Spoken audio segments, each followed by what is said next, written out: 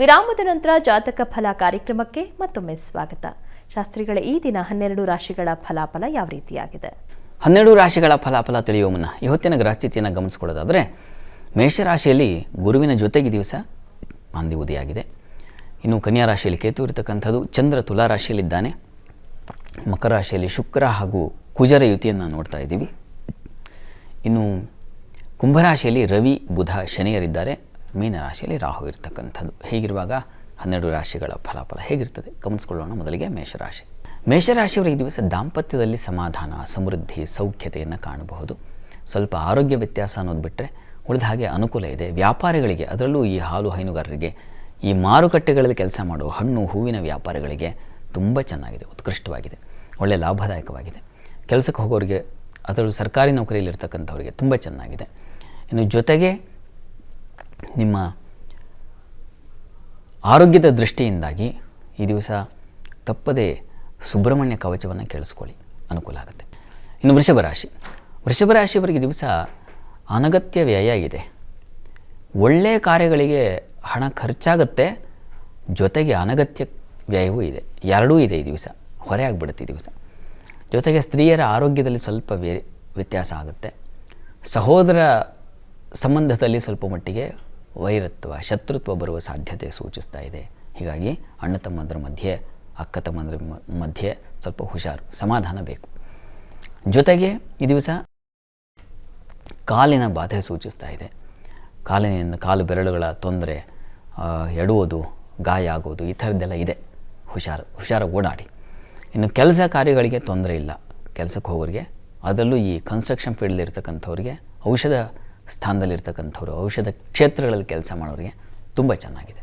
ಪ್ರಾರ್ಥನೆಗೆ ಈ ದಿವಸ ನೀವು ಲಲಿತಾ ಸಹಸ್ರನಾಮ ಹೇಳ್ಕೊಳ್ಳಿ, ತುಂಬ ಅನುಕೂಲ ಆಗುತ್ತೆ. ಮಿಥುನ ರಾಶಿಯವರಿಗೆ ಈ ದಿವಸ ಬುದ್ಧಿಬಲ ತುಂಬ ಚೆನ್ನಾಗಿದೆ, ವಾಗ್ಬಲ ಚೆನ್ನಾಗಿದೆ, ಮಾತಿನಿಂದ ಕಾರ್ಯ ಸಾಧನೆ ಅದನ್ನು ಸೂಚಿಸ್ತಾ ಇದೆ. ವಿದ್ಯಾರ್ಥಿಗಳಿಗೆ ತುಂಬ ಅನುಕೂಲಕರವಾಗಿದೆ. ಹೈಯರ್ ಸ್ಟಡೀಸ್ ಮಾಡೋರಿಗೆ ತುಂಬ ಚೆನ್ನಾಗಿದೆ, ಉತ್ಕೃಷ್ಟವಾಗಿದೆ. ಪ್ರಯಾಣದಲ್ಲಿ ಸ್ವಲ್ಪ ತೊಂದರೆ ಇದೆ, ಹುಷಾರಾಗಿರಿ.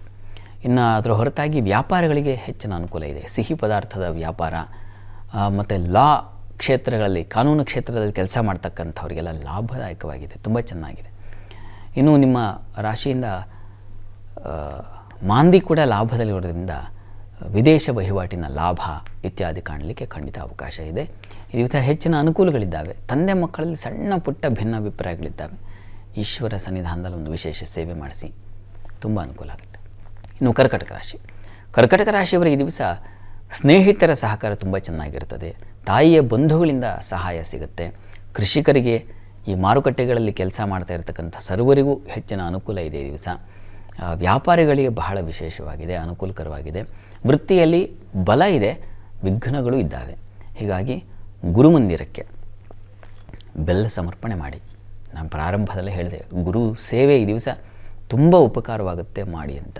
ಹೀಗಾಗಿ ಗುರುವಿನ ಸೇವೆ ಈ ದಿವಸ ನಿಮಗೆ ತುಂಬ ಒಳ್ಳೆಯ ಫಲ, ಶುಭ ಫಲವನ್ನು ತಂದುಕೊಡುತ್ತೆ. ಇನ್ನು ಸಿಂಹರಾಶಿಯವರಿಗೆ ದಿವಸ ಧೈರ್ಯದ ದಿನ, ಧೈರ್ಯ ಸಾಹಸಗಳಿದ್ದಾವೆ. ಸಹೋದರಿಗಾಗಿ ನೀವು ಖರ್ಚು ಮಾಡಬೇಕಾದ ಪರಿಸ್ಥಿತಿ ಬರುತ್ತದೆ. ಇದ್ರ ಜೊತೆಗೆ ಕೆಲಸದಲ್ಲಿ ನಿಮಗೆ ಹೆಚ್ಚಿನ ಅನುಕೂಲ ಇದೆ. ದಾಂಪತ್ಯದಲ್ಲಿ ಭಿನ್ನಾಭಿಪ್ರಾಯ ಬರುವ ಸಾಧ್ಯತೆ ಇದೆ. ಒಂಥರ ಮಿಶ್ರವಾಗಿದೆ. ಒಂದು ಕಡೆಯಿಂದ ಸ್ವಲ್ಪ ಶುಭ ಇದೆ, ಒಂದು ಕಡೆಯಿಂದ ಸ್ವಲ್ಪ ಅಸಮಾಧಾನ ಇದೆ. ತಂದೆ ಮಕ್ಕಳಲ್ಲಿ ಭಿನ್ನಾಭಿಪ್ರಾಯಗಳು ಬರುತ್ತೆ, ಹುಷಾರಾಗಿರಿ. ಜವಾಬ್ದಾರಿ ವಹಿಸಿರ್ತಾರೆ, ಆ ಜವಾಬ್ದಾರಿ ನೀವು ನಿಭಾಯಿಸೋಕ್ಕಾಗದೆ ತೊಡಕುಗಳು ಬರೋ ಸಾಧ್ಯತೆ ಹೆಚ್ಚಾಗಿದೆ. ನೀವು ಕೂಡ ಗುರು ಪ್ರಾರ್ಥನೆ, ಈಶ್ವರ ಪ್ರಾರ್ಥನೆ ಮಾಡೋದು ಬಹಳ ಒಳ್ಳೆಯದು.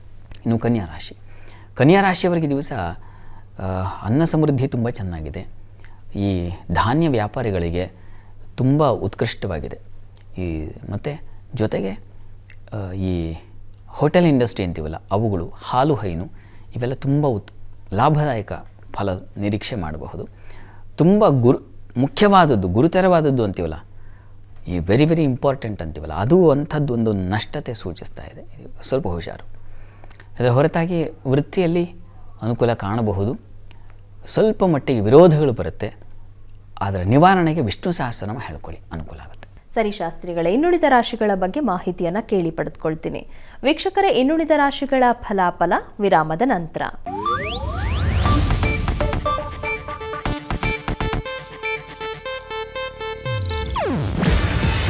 ಇದು ಏಷ್ಯಾನೆಟ್ ನ್ಯೂಸ್ ನೆಟ್ವರ್ಕ್ ಪ್ರಸ್ತುತಿ. ನೀವು ನೋಡ್ತಿದ್ದೀರಾ ಏಷ್ಯಾನೆಟ್ ಸುವರ್ಣ ನ್ಯೂಸ್.